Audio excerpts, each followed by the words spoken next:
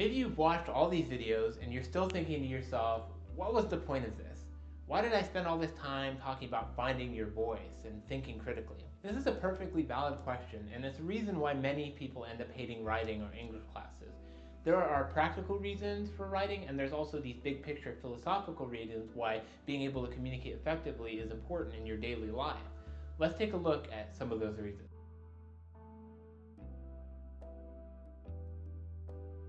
Here's the practical reason.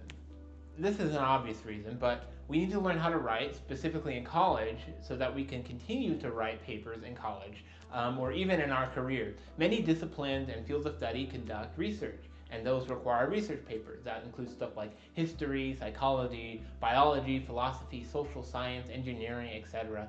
Learning this helps prepare you for the rest of your life, beyond college and inside of it. Here's the philosophical reason.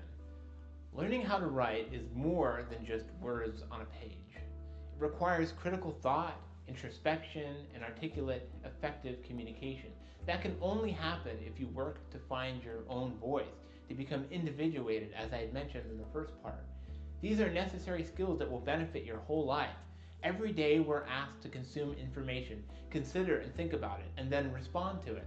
Whether that's online or in person, we are always having to communicate both through writing and speech.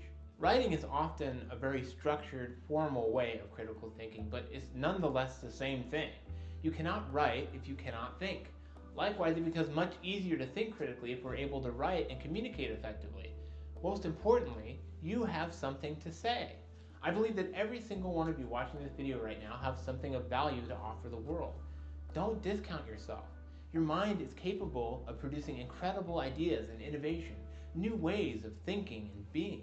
Now, I know I'm biased as an English teacher when I say this, but I really believe that being able to write, speak, and think articulately and critically is going to be the most powerful and important tool that you have in your life, both economically and socially.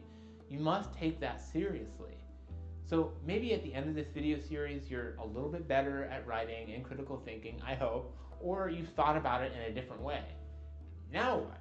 What do you do with these new, important, and powerful skills? There's an easy answer to that question. It's up to you. But think back to our talk about rhetoric. Remember that our ability to persuade is a tool. It can be used for both good or bad. What you do with that tool is up to you. But here's what I would suggest. Aim high. There will be times in your life when you feel like you have nothing of value to say, nothing to offer the world, that your skills are best served staying at home, doing nothing, or making things worse. Instead, use your ability to think critically and to communicate articulately to make things even a little bit better for yourself, your friends, your family, and your community. I want you to close your eyes and imagine and think about a society in which every single person, everyone, is using critical thought and effective communication to improve themselves and their surroundings. Doesn't that sound nice? Make it possible, because it is possible. Put your words on the page, speak them out loud. Use your voice. Your writing is an extension of your thoughts, which are an extension of yourself.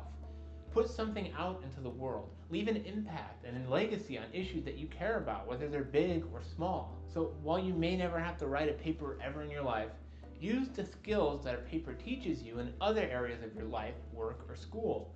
Who knows how much better things could be if we all thought a little bit more deeply and critically, communicated a bit more effectively, and aimed just a little bit higher.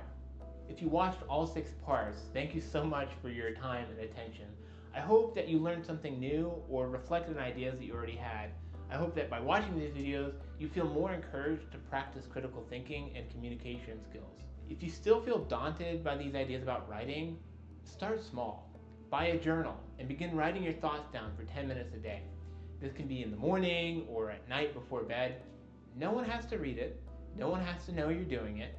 But days, weeks, maybe years later, when you open the journal and read it, you will see yourself on the page. You will find your voice, and it will be clear. Writing is not just words or paper. It is something much, much more. Your writing is you.